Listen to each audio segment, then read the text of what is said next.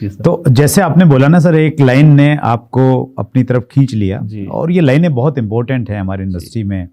Phone पे जब आप अपॉइंटमेंट लेते हो या प्लान दिखाने से पहले आप बाद में एक जो लाइन है वो डायलॉग है, वो डायलॉग बहुत बड़ा अंतर पैदा कर पाता है।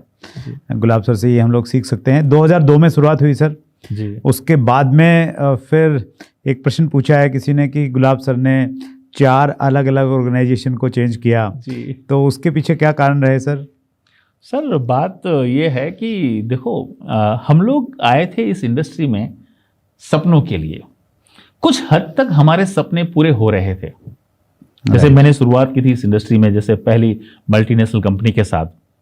मैं किसी भी कंपनी को यहाँ पुट डाउन नहीं कर रहा हूँ, हर कंपनी को एक रिस्पेक्ट देता हूँ। हर कंपनी अपनी अपनी जगह पे सही है, हर प्लेटफॉर्म अपनी अपनी जगह पे सही है। लेकिन कहीं ना कहीं बाय द टाइम ऐसा लगा कि हमारे सपने और हमारे अपनों के सपने ये दोनों बहुत महत्वपूर्ण है। राइट। तो चलते फिरते चेंज करते करते करते हम आगे बढ़ते गए। चेंज बहुत ज़रूरी होता है, और लोग मुझसे पूछते भी रहते हैं सर कि आपने 4 बार टीम खड़ी की, आपको डर नहीं लगता, या फिर कैसे किया आपने ये सब कुछ। yes. तो मैं उन सभी लोगों से कहना चाहूँगा दोस्त कि एक पेड़ की डाली हिलने से पंछी को कभी डर नहीं लगता। क्यों? क्योंकि पंछी को पेड़ की डाली पे नहीं, अपने पंखों पे भरोसा होता है। हमें अपनी लीडरशिप पे भरोसा था, हमें हमारे इंटेंशन पे भरोसा था, हम क्या कर रहे हैं, हमारे जो भाव थे वो क्या थे। अगर हम खुश हो जाते कि हमें तो कुछ ना कुछ तो मिल रहा है और हम अपनी जिंदगी जीते रहे थे, तो शायद आज आप हमें यहां पे नहीं बुलाते।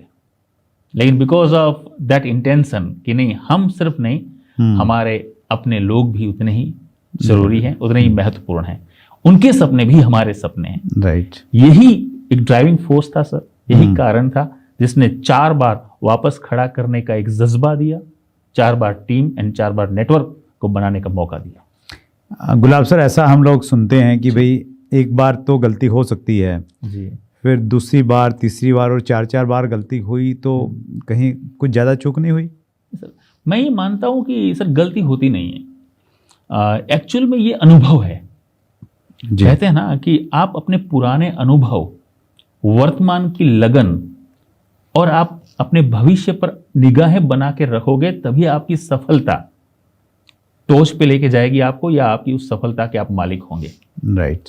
तो हर कोई काम जो होता है, अगर आप फेल हो जाते हैं कहीं पे भी, चाहे वो प्लेटफॉर्म हो, चाहे आप आपका तरीका हो, कुछ भी, तो आपको एक बात यहां समझनी जरूरी हो जाती है सबको, कि आपको एक चीज जरूर देके जाती है, वो अनुभव।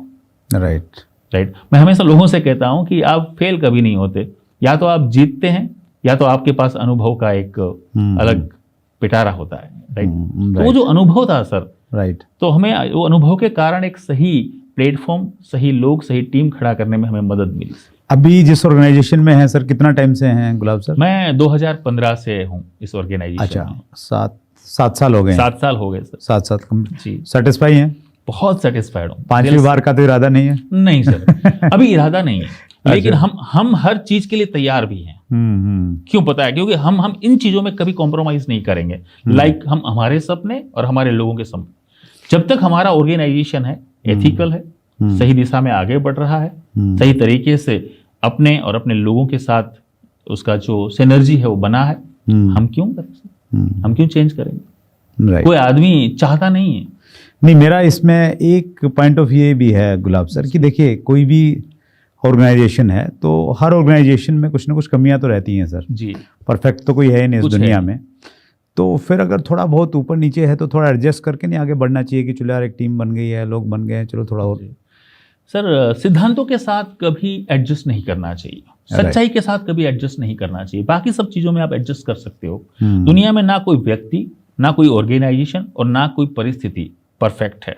Imperfection is the way of life. Right. Imperfection towards perfection, हमें आगे बढ़ना है, दैट्स इट।